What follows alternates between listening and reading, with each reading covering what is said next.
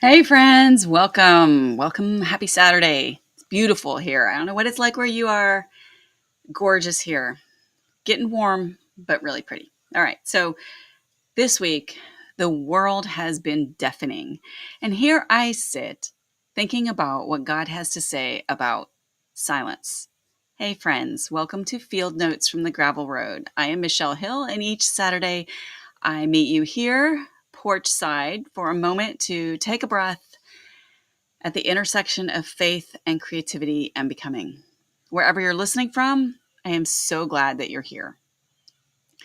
Last week, we started a series about voice.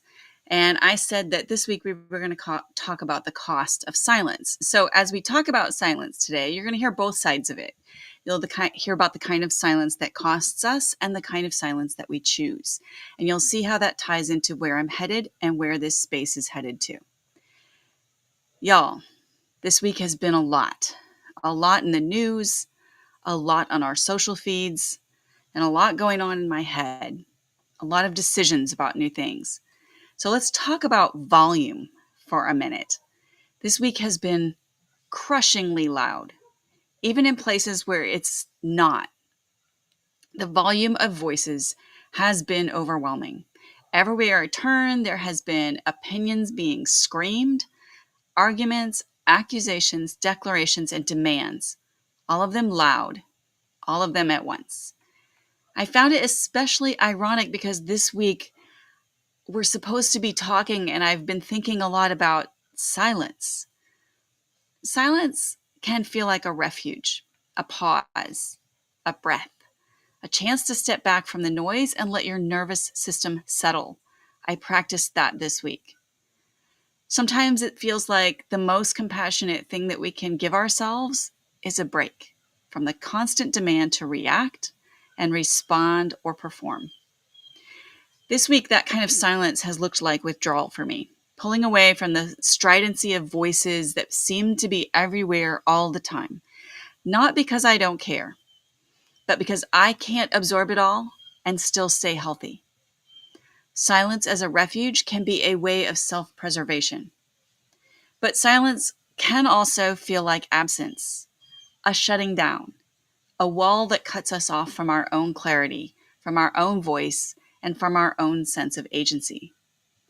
When silence stretches too long, or it hasn't been our own choice to be silent, it can become a block, a place where words dry up, creativity feels stuck, and we start to lose touch with ourselves.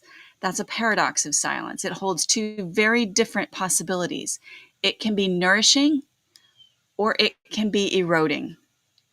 It can be wisdom and listening and tending the soil where creativity germinates, or it can be heavy, empty, suffocating, disconnecting, and lonely.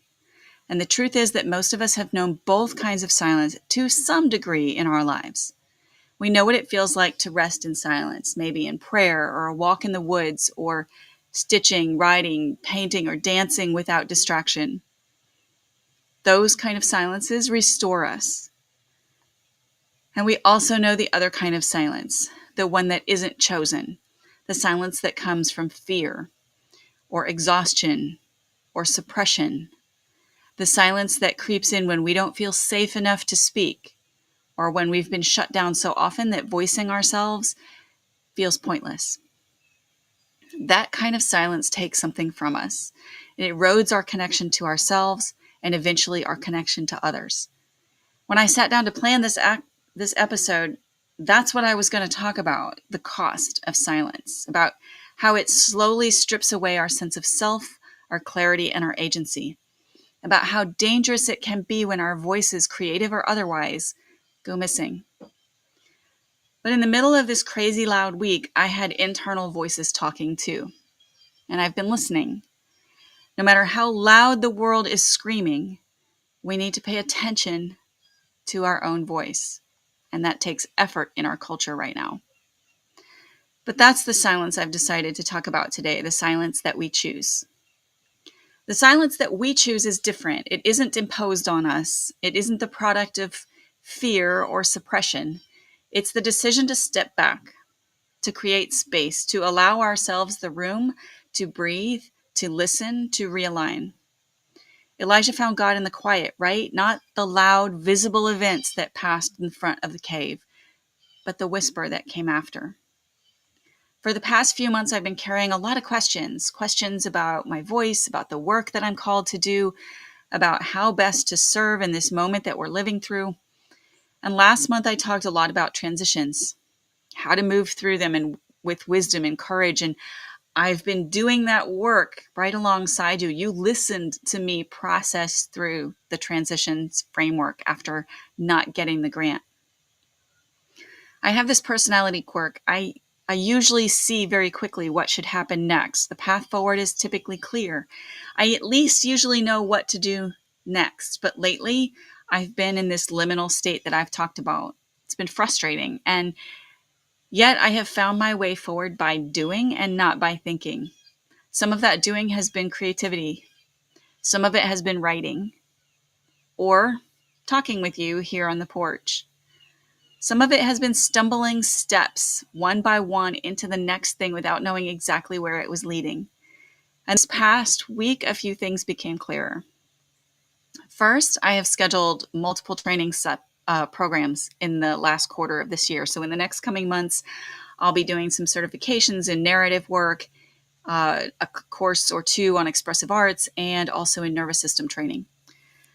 So that's creating a season of kind of in-depth learning of things I hadn't really planned on. But also, I'm going to step back into the job market. That shift will allow me to take a longer view, to give myself some more time to develop this kind of work that we've been talking about here, the work that uses creativity as a path for wholeness. But I will probably be doing this work in a different context. We live in a hurting world. It's never been more evident than this week. And there are people on the front lines every day facing that hurt head on. Educators, social workers, healthcare workers, law enforcement, nonprofit leaders, and they are exhausted, burned out, suffering from compassion fatigue. And we need them not to quit. We need them to be able to keep doing good work in the world. I want to help those helpers. I want to give them tools and training to help them care for themselves so that they can continue to care for others. So I've told you the dragonfly story about how God told me he made me to be an artist.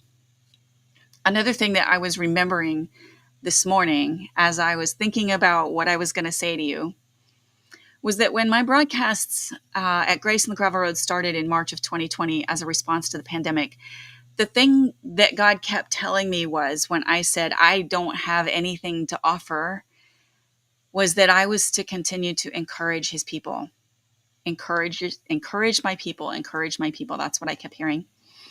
And having always thought that encouragement was cheerleading, I had to dig into what that meant a little bit. And it is much deeper than cheerleading. And so I'm going to take this work I do with individuals and shift it to organizations. And this is another way of using the arts as encouragement for those who need it. This podcast has been a gift to me. It's been a space to show up consistently, to speak aloud the things that I've been wrestling with inside, and to invite you into that process. It's given me a rhythm and a connect with you, my listeners, that I value deeply. But as I've walked through these weeks thinking about transitions and voice, I've been listening to my own, and it's telling me that I need to use it differently. So in the midst of all the noise right now, I'm going to choose silence for a time. That doesn't mean I'm disappearing.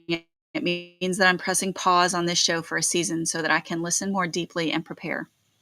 It means I'm making room to realign and discern to prepare for what comes next.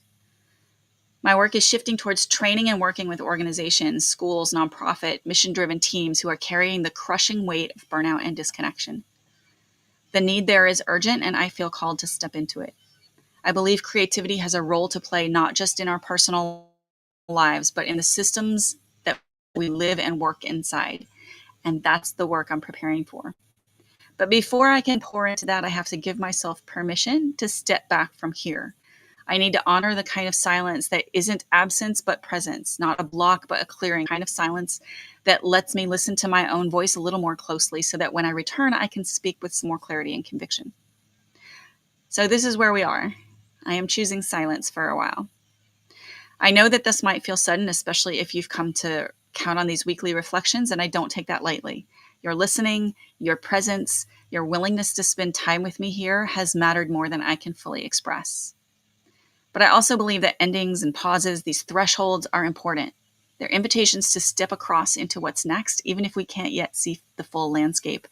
And so that's where I am, standing on this threshold, trusting that choosing silence will give me the space I need to step into what comes next.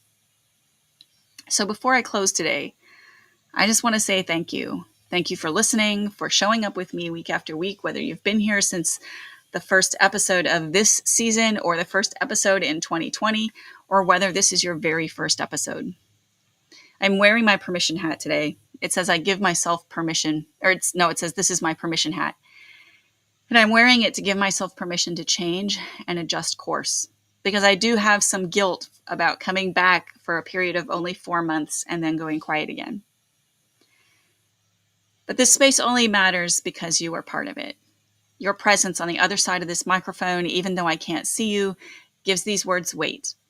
It turned reflections into conversations and silence into connection. I hope that somewhere along the way, something has reminded you that your voice matters, that your creativity is worth tending, and that your story deserves to be heard. Because if you take nothing else with you from this season, I hope you carry that truth. Your voice matters. Even when the world is loud, even when you feel small, even when the silence is easier. So as I step back, I'm carrying those truths with me too. And I'm trusting that this chosen silence will make space for what's next. A next chapter that still grows out of the same roots of creativity and presence and faith and wholeness. I don't know what exactly shape this space will take in the future. Maybe I will come back in a new form. Maybe the work will find another outlet, but whatever comes, know that this season with you has been deeply meaningful to me. So I leave you with this. Pay attention to how silence is showing up in your life. Is it offering you rest? Or is it holding you back? Or is it maybe doing some of both at once? So you can give it a shape somehow. You can write a word, a color, a stitch, or make a mark of any kind on a page. Not to kind of just get rid of silence, but simply to let it exist outside of you, to keep it from staying hidden, to give it a space to be noticed. Begin to ask questions about what your silence is meaning for you. Sometimes the most courageous act is not to add more noise, but to choose silence. That's where I'm going to be for now, listening and tending and finding what's next. Until we meet again, wherever your path leads, may grace meet you there.